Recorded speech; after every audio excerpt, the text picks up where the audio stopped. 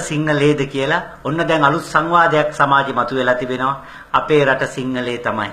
අනාදිමත් කාලයක් මේ රට හඳුන්වුවේ සිංහලේ කියලා තමයි. ග්‍රීසි රෝම යුගවල පවා සියල දීප සිංහල දීප නමින් තමයි මේ රට ඔවුන්ගේ රාජසභාවල හඳුන්වලා තියෙන්නේ. ඒ වගේම පෘතුගීසින් සීලෑන් කිව්වෙත්, ලන්දේසින් සෙලාන් කිව්වෙත්, ඉංග්‍රීසින් සෙලෝන් කිව්වෙත් සිංහලේ ඒ අයගේ උරුවට ශබ්ද කරන්න ගියාම තමයි.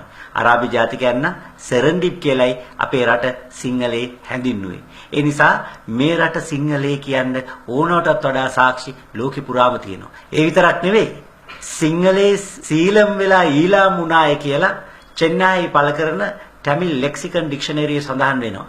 ඒ නිසා තමයි වේල්ලුපිල්ලේ පිරබාහරන් ඊළම ඉල්ලනවා වෙනුවට දෙමළ ඊළම ඉල්ලුවේ. ඒ කියන්නේ ඊළම කියන සිංහලේ රටෙන් දෙමළ අයට ඕන කොටස නැත්නම් දෙමළ බහුතරයේ ඉන්න කොටස තමයි අය දෙමළ ඊළම නමින් හඳුන්වා ගත්තේ. මේ සියලු සාක්ෂි වලින් මේ රට සිංහලේ බව පැහැදිලි වෙනවා. ඒක අභියෝග කරනවා නම් ඒ අඳගොළු බීරි රංගනයක් විතරයි.